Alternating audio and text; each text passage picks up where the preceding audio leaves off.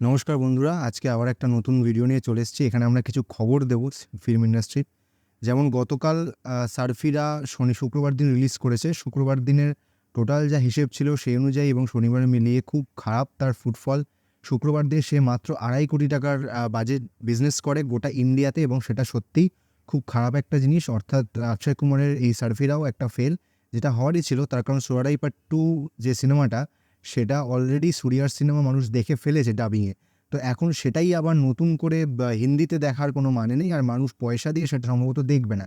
এটা যদি OTT release হতো তাহলেও মানুষ হয়তো ট্রাই করতো দেখে। বাট যেহেতু এটা সিনেমা হলে রিলিজ করছে, তাই এটা দেখার কোনো ইচ্ছে মানুষের নেই। এবং এই সংক্রান্ত একটা ইন্টারভিউতে অক্ষয় কুমার বলেছেন যে তাকে নাকি ফেল করতে দেখতে ইন্ডাস্ট্রির প্রচুর লোকের ভালো। এটা উনি কী অর্থে বুঝিয়েছেন আমি জানি না। আমার মনে হলো খবরটা এখানে জানিয়ে রাখা উচিত, আমি তাই জানালাম। এর পরের খবরটা হচ্ছে, আমরা সবাই জানতাম বেন অ্যাফ্লেক আর জেনিফার লোপেজের ডিভোর্স হতে চলেছে। তো সেখানে বেন অ্যাফ্লেকের ৳১২০০ কোটি মধ্যে জেনিফার লোপেজ আর 50% ডিমান্ড করেছেন। কিন্তু জানলে অবাক হবেন, জেনিফার লোপেজের টোটাল এখন নেট ভ্যালুয়েশন ৳৩,০০০ কোটি কাছাকাছি, থেকে বেশি বা তার কাছাকাছি। এটা হচ্ছে ঘটনা। অর্থাৎ তার নিজের বেশি থাকা সত্ত্বেও সে বেন অ্যাফ্লেকের ৳১২০০ কোটি মধ্যে থেকে 50% নিতে চাইছে। এর পরের ঘটনা হচ্ছে গডজিলা -1 নেটফ্লিক্সে আগস্ট মাসের ১ তারিখ থেকে দেখা যাবে। নেটফ্লিক্স থেকেই এটা টুইটারে পোস্ট করা হয়েছে। টুইটার বা এখন বর্তমানে যেটাকে বলা হয় এক্স হ্যান্ডেল। এটা গডজিলা সিরিজের একটা রিমার্কেবল সিনেমা। এটা দারুণ একটা সিনেমা। সেই সিনেমাটা আমরা আগস্ট মাসের ১ তারিখ থেকে নেটফ্লিক্সে দেখতে পাবো। বিখ্যাত ওয়েব সিরিজ ইউফোরিয়ার 3rd সিজন আসতে চলেছে, যেখানে আমরা জেন্ডায়া এবং সিডনি সুইনি থেকে শুরু করে যাদেরকে আমরা দেখে এসেছিলাম এতদিন,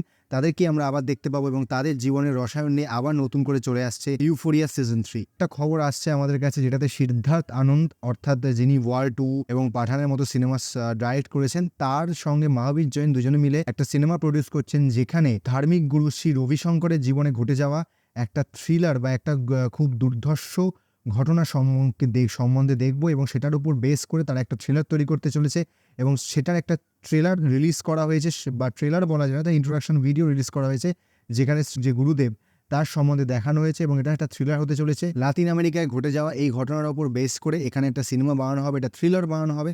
দেখা যাক এই সিনেমাতে কে কাস্ট হন এবং সেখানে কীভাবে করা যায়, পরবর্তীকালে আমরা সেগুলো জানতে পারবো। এরপরের খবর আসছে, সঞ্জয় দত্ত হাউসফুল 5-এ অক্ষয়, ঋতিক দেশমুখ আর অভিষেক বচ্চনকে যোগ দিয়েছেন। অর্থাৎ হাউসফুল 5-এ আমরা সঞ্জয় দত্তকে দেখতে পাবো। আজকের সিনেমার খবরাখবর এখানেই শেষ হলো। এরপরে নতুন একটা সিনেমার খবরের ভিডিও নিয়ে আমি আবার চলে আসবো। নমস্কার, সত শ্রী আকাল, আদাব।